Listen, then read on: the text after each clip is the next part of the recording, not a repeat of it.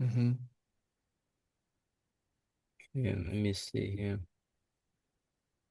So last time we talked about heroin. Mm, okay. Uh, mm, yeah, same point. Yeah, we talk about that. And also, have we talked about the five arrogance, how it relate to this self-serving or arrogant there, right? I think we did touch on it last time, because yeah, generally the idea of self is built up by the five aggregates. Like that's what Mhm. the self is sort of made up of. Mm. Mm. So we talk about the five aggregate, right? How the cell build up through them that most of us attached to, right? I don't think we d went into detail. Like if someone was listening to this and they weren't familiar with the five aggregates, I don't think last time Did not we have not. really, Okay. yeah. Okay. So yeah, yeah, for the form, the physical body, uh, I think it's not easy, but it's more practical for us to let it go in the term of enjoyment, in the term of diet, uh, entertainments, right? So mm, before we consume the food, we read the verses say that we need to consider the food as medicine, not as source of enjoyment. So that whichever food people offer provide, we can take them so that we can sustain this body. And I used to tell the Vietnamese Buddhists that the Buddha say that we have to go to middle way, not to torture this body, right? And also not to indulge in luxury life, um, or enjoyment. We need to recognize this body as the means for us to uh, create blessing by helping others, and the tools for us to practice to understand, recognize our pure nature. And it's like the ship or the cars. We use them to drive around from one destination to another. Of course, we need to maintenance those cars. Otherwise, it won't last long with us. But doesn't mean that we attach to them. Right. Hmm. So, uh, yeah, for us up to now, especially for me, some diets, I mean that eating lifestyle or handicap food, it doesn't matter with me anymore. Mm. Sometimes, for the Buddhists, they come to ask me a lot of times, not once. Uh, they ask me whether I like this food or that food. I say no. Whichever thing you put on the table, as long as then non-meat uh, diet of food, as long as they're eatable, I can consume. That's all. Have no. I don't need to have any choice. I have no references. Mm. So, so what do you think? Is it the easy part for us to move on for this physical body, right?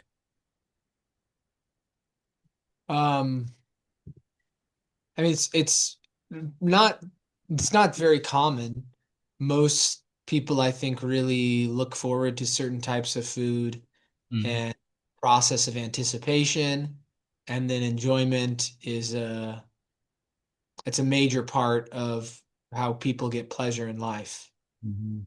Um, uh, but it's, it's I think it's also one of the things that there's so much benefit in overcoming it. There's so much benefit in not being attached to using it for pleasure.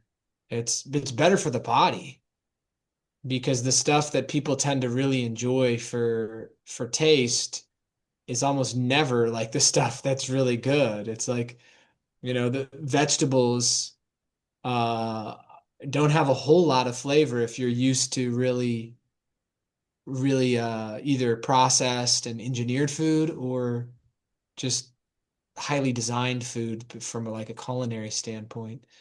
But it's interesting. I found that like if we're not picky in that way, then it's really possible to find the depth in in just something that could seem like it doesn't have a lot. Hmm. Like if we're used to really loud music, then it's hard for us to enjoy quiet music, especially right after loud music.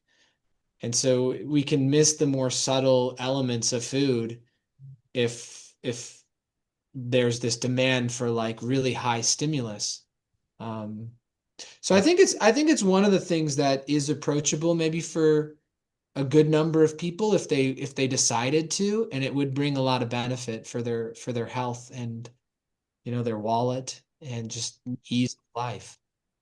Yeah, especially nowadays when we talk about being pure veterans, many people they prefer to go to that way because it's for the health purpose, right? They don't want to get sick. Of course, some people they are compassionate to with the animals, but most of the time, mm, as much as they stay on that path, the path of being veterans, most of the time is for the health, not much with the compassion or for the sake of other sentient beings. Mm. Another thing I want to mention is that, the APCEP, right? For the common people, for the lay people to receive at the temple. You heard about that APCEP? So the first five I know, and then which are included in the eight. I know there's like there's some of the speech ones with like no harsh speech, no exaggeration. Is that included in the eighth? The first five. That's So including the first five. I thought the first five were like the no lying, or no killing, no stealing, no lying, no sexual misconduct, no intoxicants. Yeah. Mm-hmm. Yeah, there's the five basic one and the other three. You remember the other trees? Is it the no harsh speech? No No. half belong to no lion. Oh, okay. Mm. Um. Oh, wow. The other three. Um.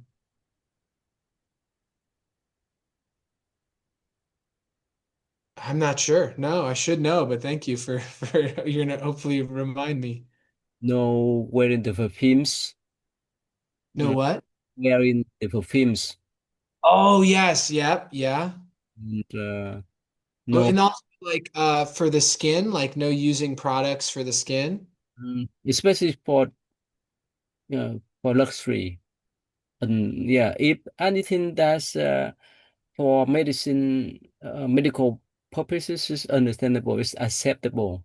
But as much as, especially for the Buddhists, sincere Buddhists, if they apply the perfumes on their body as luxury or as shown up, that's not what I call with this precept. Yeah, that's the sixth.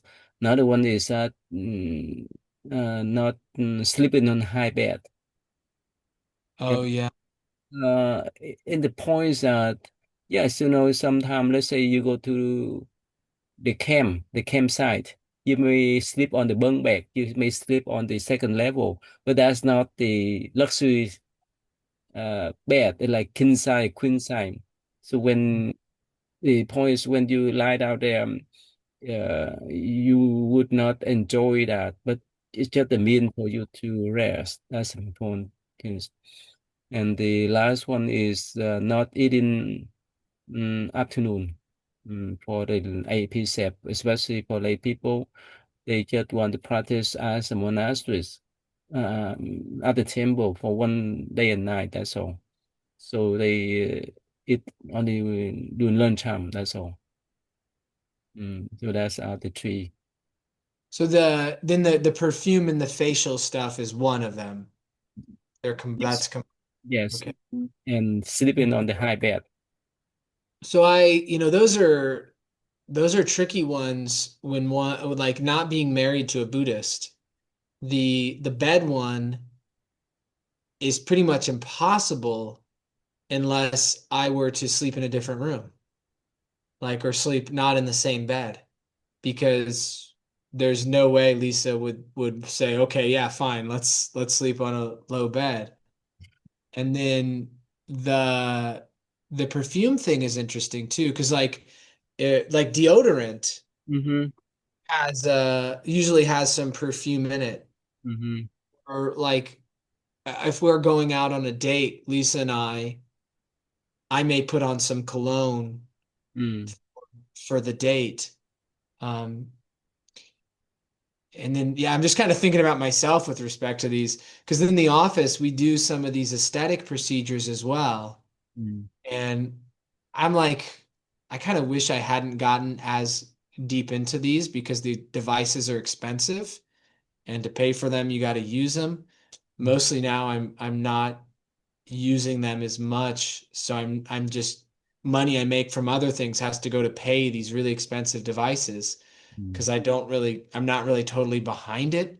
And so I'm not representing it as much. But like if I have bad skin, nobody is going to want to do any of those treatments with me, or there probably fewer people because Understand. like guy doesn't know. So there's like something I can put on at nighttime that makes my skin nicer.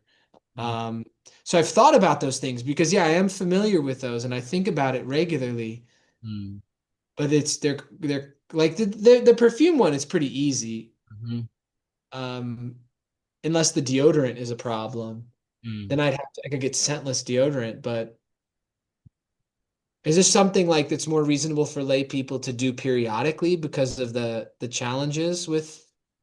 The important is to live in the simple life, the attachment to this physical body. Y- So here, you see people who go to the church, they wear the suit and tie, right? It's so neat, it's so handsome and beautiful whenever they go to the church so that they can have the kind of good looking outwardly to socialize with other people. But in Buddhist sense, the important is to let go of the attachment to the body. That's what we talk about the forms, and it start with having the simple lifestyle.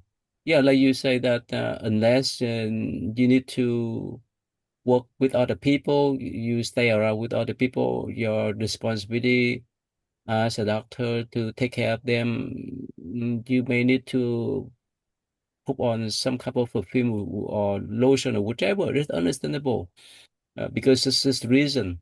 It's not enjoyment. You understand that?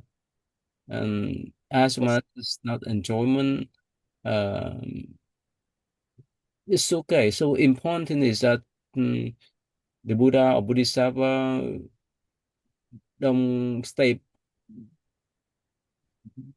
back of our shoulder. They don't need to watch over our shoulder. Right? Those kind of practice help us to simplify our own lifestyle. That's all. Mhm. Yeah, of course. In the East, especially in Vietnamese Buddhist tradition, most of the time people will come to the temple at least once per month to ask for receiving this kind of AP set for one day and night. That's all. After that, they can go back to normal activities. So doing that one day and night, they can let go of those couple of films or land on the high bed. You understand high bed too, right? Right. Yeah.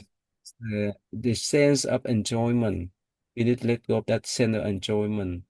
Um, to uh, train ourselves in a simple lifestyle, to have simple lifestyle, quite different from all those tradition. That's the main purpose. Yeah. Mm. Okay. Yeah, like the cologne bottle I have Mm. is about this big, and Lisa got it for me the first year that we met. Mm. So it would have been I've had it for 13 years. And that's the only cologne that I use. So it lasts that long? I don't use it that often. I mean that the chemicals is not that long. It would not evaporate it. It's closed. It's in a closed container with a little spray, and yeah, it still smells just the same. Really? Uh, yeah, it's yeah. Mm. Uh, and so I'll just because it's something she got me, and it's like it's attached with memories and things, Mm. and so it has a kind of specialness. And then just if we're going out, or maybe we're having like Mm. a nice dinner at home or something. Mm. So, what do you think about those three precepts, three additional precepts? Is it so strict, or it's understandable, or it's applicable for the Buddhists then? Well, I mean, it's definitely understandable because it can be really extreme what some people will do. Mm-hmm. So for someone who's sincere, it's at least a reminder to not, even if they don't achieve it 100%, it's at least a reminder not to go really far the other direction, because the amount of money people can spend on products for their face Mm-hmm. and on perfumes and not even use them, or in like buy more, and where those are missed opportunities where they could sacrifice that and use it to beneficial somehow, like a donation Mm-hmm. in some way that could help people. Mm. And the bed thing is interesting because in the United States, beds are so cheap, and like everybody pretty much can have a good mattress. Any mattress you're going to buy in the United States is much thicker than, like the Buddha said, for monks, it's like the three fingers width. But any mattress you buy here is going to be like this, and it's just normal. It's standard. Um, it's harder to find mattresses that are thin. Um, but so for most of us, pretty much all of us, we just grow up with that. And then it's hard to get used to the other way, Mm-hmm. because our bodies sort of like grow and adapt to it. Like our another example of that is people who sit on the ground when they eat, and who don't sit in chairs for other purposes but are just always on the ground. The bones of their sacrum actually form differently. Really? They have a broader surface on them. Mm-hmm. So it's harder for someone who grew up sitting in chairs to convert to a cross-legged position. Mm-hmm. Uh, and it's like anatomically more difficult. Mm. So that one's kind of interesting in our society because we have so much blessing on a certain level, like material blessing that um, but yeah, so that's kind of interesting. I really tried to do those when I was younger. I really tried. Like I got a little inflatable mattress and I tried to sleep on it. And but when I do like I did that retreat, they follow that. The mattress is really thin. I Mm-hmm. mean, they ask you not to use any scented products, and no one's using any cosmetic products. So Yeah.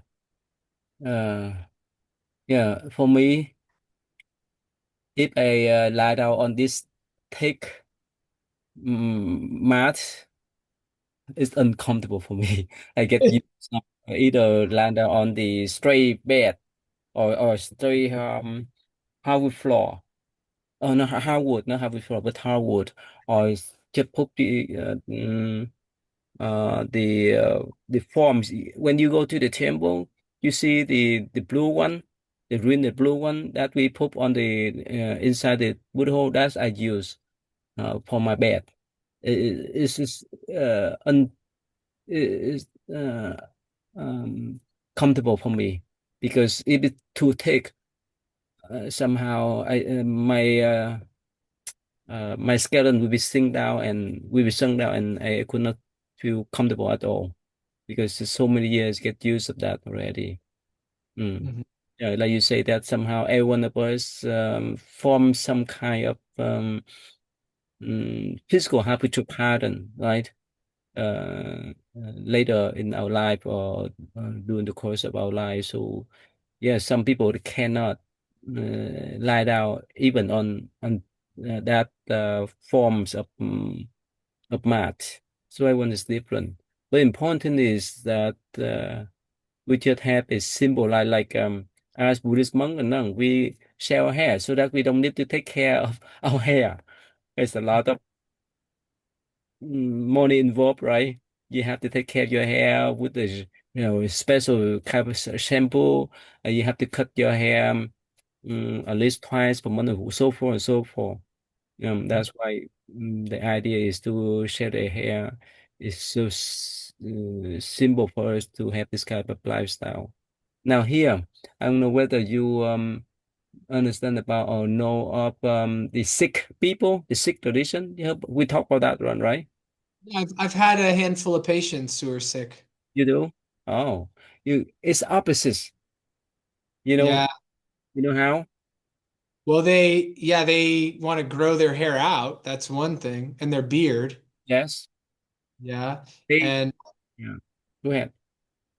I'm trying to think about the other ones. I don't know about their like perfume. And I actually have a sick person coming in tomorrow. He's my first patient. Uh, Okay. they're encouraged to, they carry a knife, a kurpa. Yes. Yeah, that's different. They Uh, coupon, yeah. yeah. So yeah, so in their tradition, they're not supposed to cut the hair because the hair is the gift of God. So they don't want offend the God. That's why they keep their hair, whether it's long or not. They have the turban, you know the turban, right? Mm, to, to keep the hair on their top. Yeah. So that's opposites. That's what I'm talking about. For us, we cut the hair so that we can let go of all kind of decoration, all kind of makeup, cutting the hair and so forth. But for them, they want to keep that. So, Yeah. so that's opposite lifestyle. That's, they want to engage in secular life more than the spiritual part. And for us, we step back to focus more on spiritual part.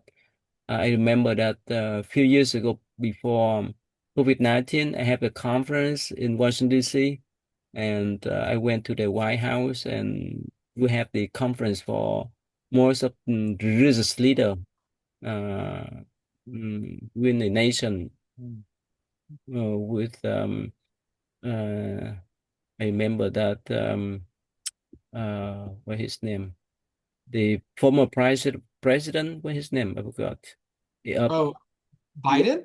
yeah, right. Where's that? Forgot. Huh? Joe Biden? The Not one, Biden. I'm talking about oh, former oh, vice president of, and he is former Indiana governor too. What his name? oh, Mitch Daniels? No, no, no, no. Governor, Indiana.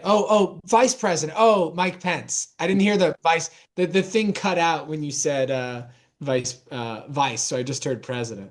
Yeah, Miles Penn. Yeah, he came out to talk with us. So anyway, the point I want to say is that I saw so many of them involved in politics and talking about the sick people.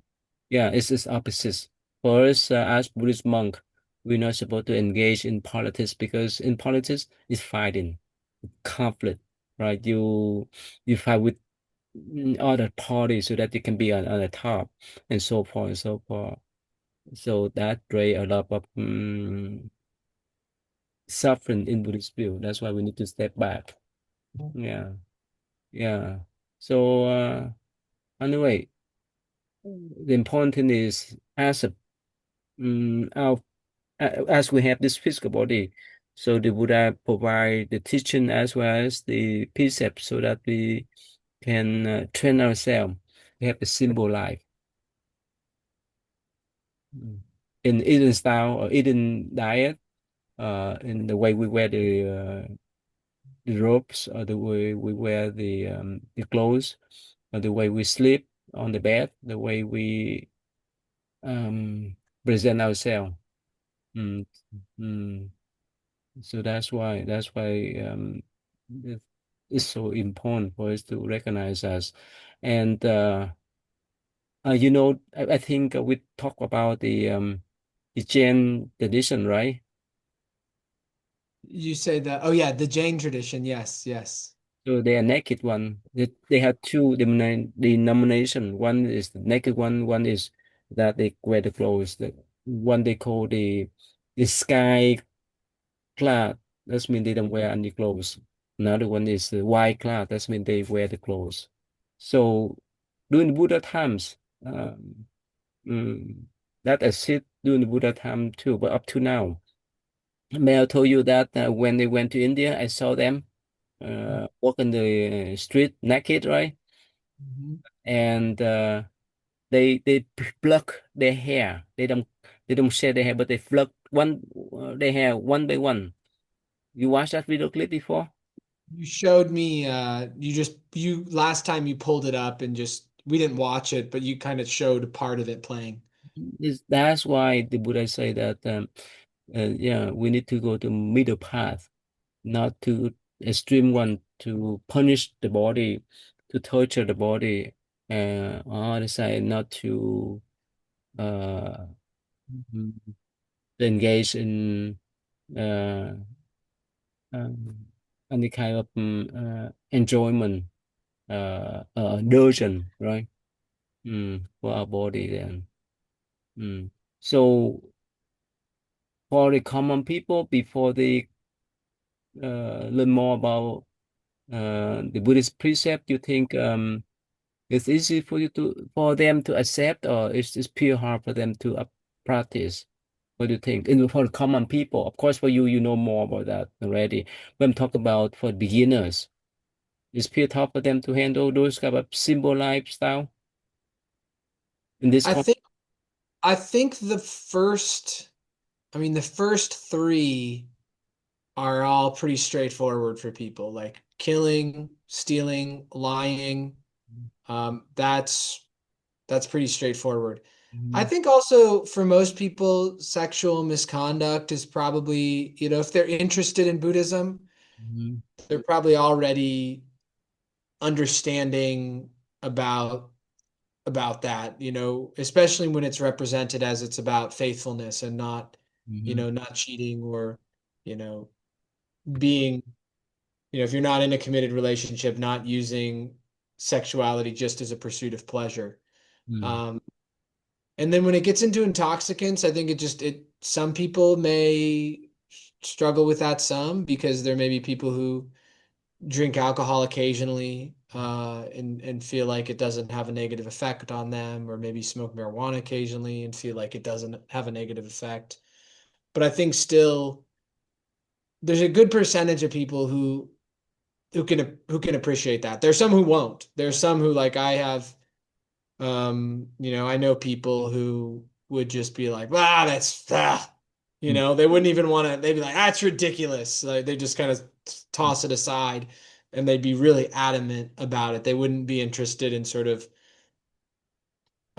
entertaining the conversation even. mhm, And then, yeah, when you get into perfumes and facial products, there are a good amount of people who don't use perfumes or facial products anyways. mhm, They're just not interested in it. So those people, it wouldn't be much of an issue. But there's certainly other people it would feel like a real drag. It would feel like a kind of oppressive, and it would be something that would turn them away. They might think it doesn't make sense. They may have trouble entertaining the conversation to understand it. mhm, The bed thing too, if someone felt like they had to absolutely sleep on a thinner bed mhm, in order to feel like they're in good standing with Buddhism, because I think in the Western world, there's this idea of like in a church, it's like you're in good standing if it's different in Buddhism, but people may not necessarily get that right from the beginning. mhm, Um, and then yeah, why am I blanking on that third one? Because it's the the bedding, Mm-hmm. perfume, and the facial stuff. And then why am I'm blanking on the third one already? What? Is that during the day that you take the episode, you're not supposed to eat after lunch. That's all. Oh, the after lunch one. Okay. Only a day. That's all. You Mm. know, some people do intermittent fasting. Mm-hmm. So some people do that for other reasons right now. But usually, like, people are very comfortable taking on rules when it has to do with their self, when it's something that they feel like improves the idea of their self, but Mm-hmm. they don't want to take on the rule if they feel like they're denying themselves. Mm-hmm. So it's all about like the context, which is interesting because yeah, I know people who don't eat afternoon, not for any religious reason, but because they think it's better for their body. And they even then like to brag about it and they get some identity thing from it as well. So it's interesting. Like it makes me think of one of those things I read about, and I'm pretty sure you know this story about the this person who was practicing um, the like reciting the Avalokiteshvara mantra and practicing compassion with this hopes to get some vision, some relationship with Avalokiteshvara. Mm-hmm. And there were like three instances where they decided to give up because they'd put in so much effort and they got nothing back. But then when they were leaving on the road, they ran into these different things happening. And one of the things that was happening was there was a stone in the middle of the road, and there was like a farmer trying to polish it down, like with his hand, like and the realization the guy got was that like I mean if normal people put in this sort of tremendous effort for just such a normal activity, a normal thing, how could I abandon this effort for something which is supernatural, which is beyond the greatest sort of thing? And so they went back and practiced again.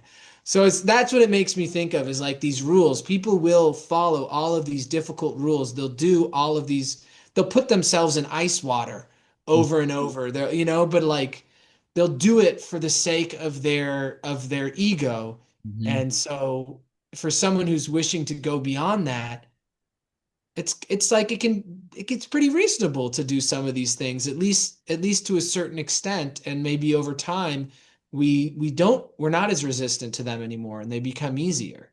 Mm-hmm. Yeah.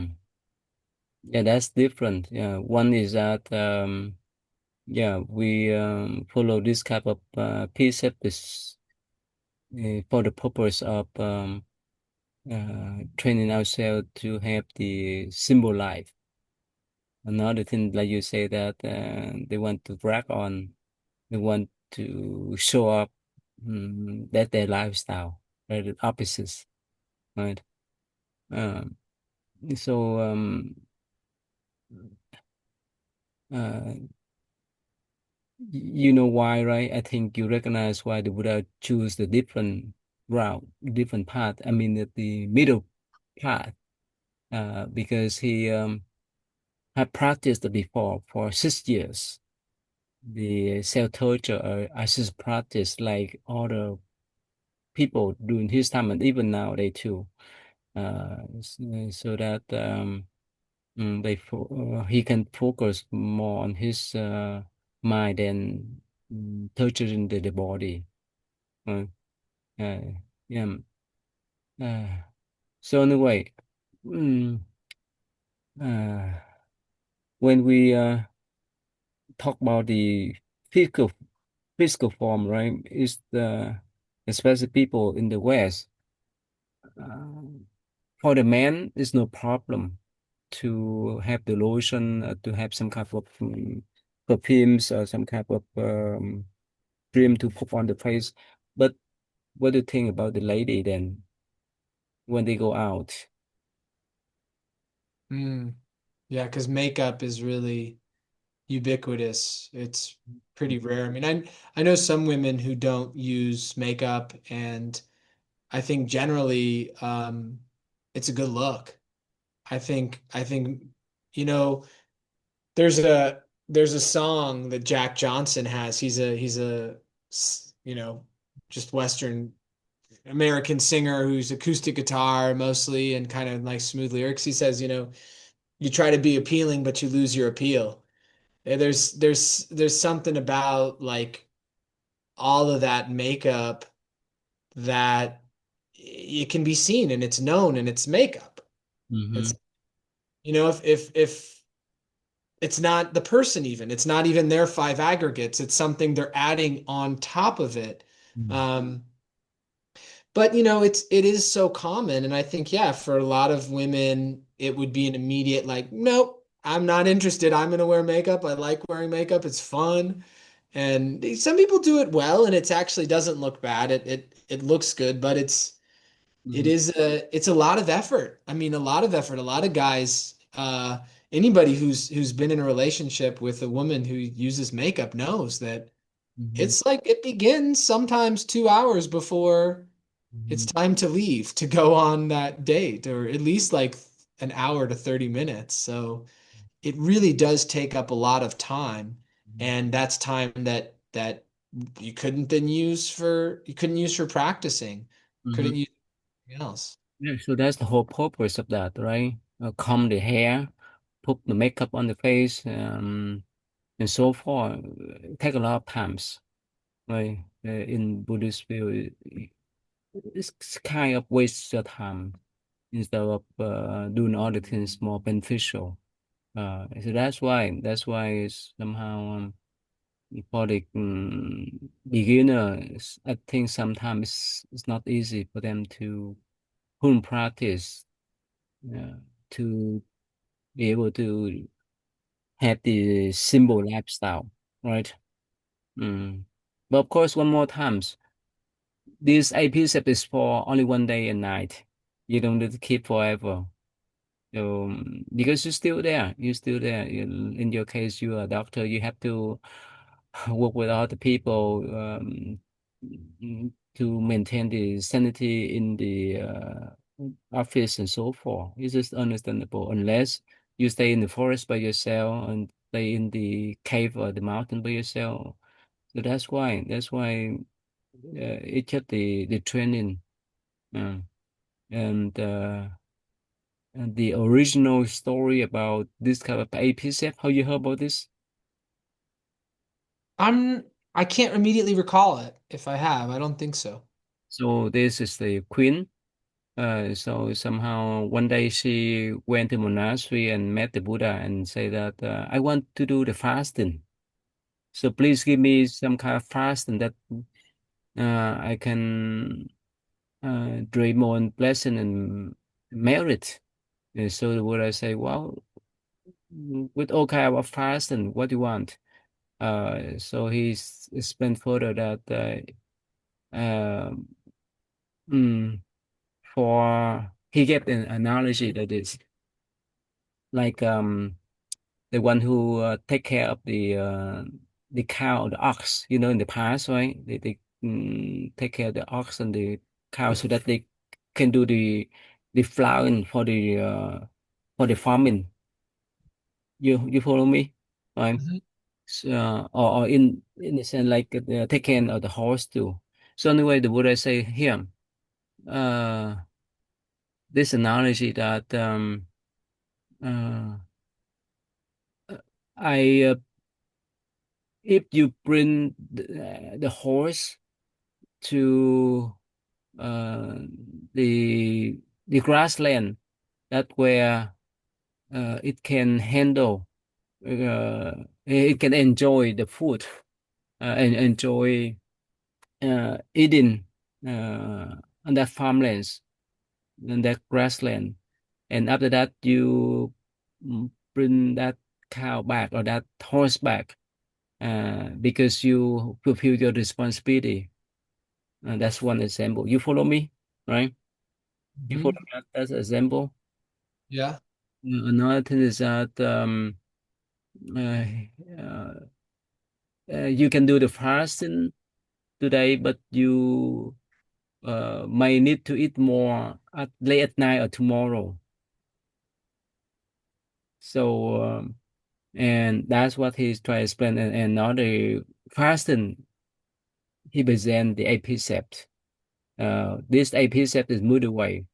You not uh, stopping eating for the whole day, and of course the next day you need to consume more, uh, or you not waiting for the day to consume the food.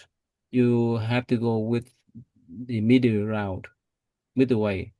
You follow two examples, right? One is that let's say if someone like to do the fasting, they would fast, they would not eat or consume any kind of food from morning until midnight. You know, the Muslim people, I have some students, they told me that during Yeah. Ramadan, right? So they're supposed to eat midnight, not during the day. They Yeah, have to dark. you know, right? Right. So that's what the Buddha want to mention about that. It's just not healthy in Buddhist view because at night you're supposed to sleep, not to eat. Uh, Medical view, it's not healthy either. Yeah. it's not to suppress your eating the way that you need to consume the food to get energy for the day. But at least you have one meal a day before noon time. That's middle way. You don't need to eat breakfast. You need to eat dinner, but you have the lunch. That's the middle way to sustain the body, to have energy for the day. And of course, he laid out the episode, the first five, and so the three that we just talk about. So what I say, if you can practice this episode, you in good shape. You drink your blessing, and you could do the spiritual practice much easy in the sense that you, as much you keep this precept. So that in general, I just want to summarize the general sense that the Buddha explained to her. So later on, she um, accept that kind of precept, and she's the first one that followed that precept during the Buddha times. And from that time on, he said whenever there's a full moon or half moon or there's no moon, you know, people in the past they based upon the moon, right?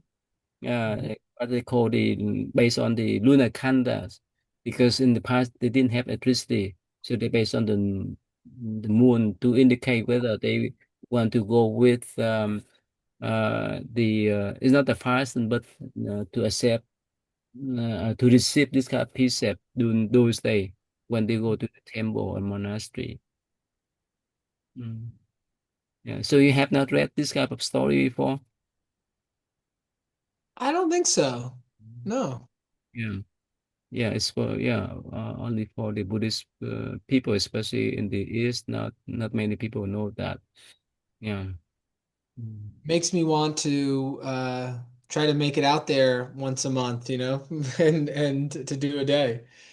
Even now, they at my temple in Louisville, most of the time people just come to the temple to do the prayer from 8 to 5. That's all. It's pretty rare for some of them. They stay back and keep the precept for 24 hours. It's pretty rare, even in Houston too. Yeah, sometimes occasionally we have Amitabha section uh, or the recitation of Lotus Sutra or Flower Diamond Sutra. I think Giáo Pháp told you, right? And on those day, the first day for me, I transmit the AP set for them. So it's up to them. They want to keep 1 day, a 2 day, a 3 day, or 1 week. It's up to them. Mhm. Especially those Dharma assembly, those recitation assembly. Then, yeah. Yeah. Mm. That's cool. Yeah. One thing I think that's interesting is in South America, in the Amazon, the indigenous people, they developed this sort of medicine. an indigenous medicine system, and it was based off of initially they started using tobacco, and mm, then they used higher and higher amounts of tobacco till it would give them visions. And uh, then they say that the tobacco showed them this other plant, and this other plant then would give them more visions and teach them about all the other plants. And as they learned all of this, they developed this system of dieting to be able to work with these plants without being harmed. And they have these beliefs in like spirits, like the spirits of the plants, and also very much like how in Buddhism they talk about the different spirits. Their conceptualization of the spirit world is pretty similar. mm, Like they have like bird-like spirits, kind of like the maybe not the Gandharva or not the yeah, the Gandharvas, not like the big ones, but they'll have like a bird head and mm, they'll and wings, but then a human body. But anyways, when their medicine men are doing these diets with these plants mm, to like get the benefit of the plants and be get a develop a deeper like relationship with the spirit of the plant, they um they don't have sex for a period beforehand. They mm, don't eat onions or garlic. They practice like calm reflection, and they avoid confrontation, any sort of conflict or aggression or emotional activation. mm, And they don't eat a third meal, so mm, they only eat they stop. Their last meal would be around noontime. mm, And so it's interesting how, because clearly people can use these sorts of substances, they can try to use it for escape or for entertainment, and they can harm themselves and hurt themselves. mm, But the legitimate medicine men of this region, the way they conceptualize their practice of this medicine is it's for the benefit of everybody. uh, Like they take on this discipline and this practice mm, to benefit everybody. And you have some people who then try to use it for power, mhm, and they use it like then it's like sorcery, witchcraft, and they're not as strict with following these elements of discipline. mm, So I just think it's kind of interesting that they discovered some of the same guidelines through like through working with these plants that were available. And in a way, I think it when you have multiple groups that are kind of agreeing upon like this is if one wishes to like cultivate greater like insight and an opportunity for healing and to develop oneself to be a greater service to those around them, mm, that these are things to take on. It's just I find it really interesting. mm. Yeah. Okay, so probably we don't have much time, so probably next time we can talk about um,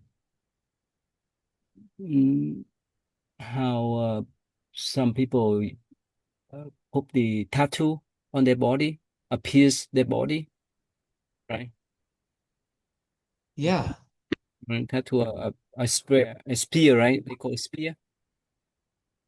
Uh The piece, the spear, their ear. What piercing. Piercing. piercing? Okay, piercing the ear, even the nose, or even sometimes the eyebrows, right? Right.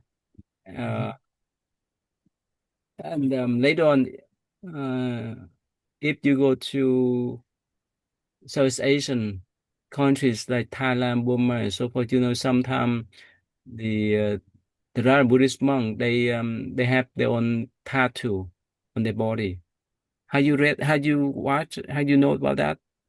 I've heard a little bit about it. Yeah, there are like certain aren't there some of the monastics there that perform the tattoos too? they put some kind of special mantra or special figures of image, whichever. I don't know that much too, but they have that.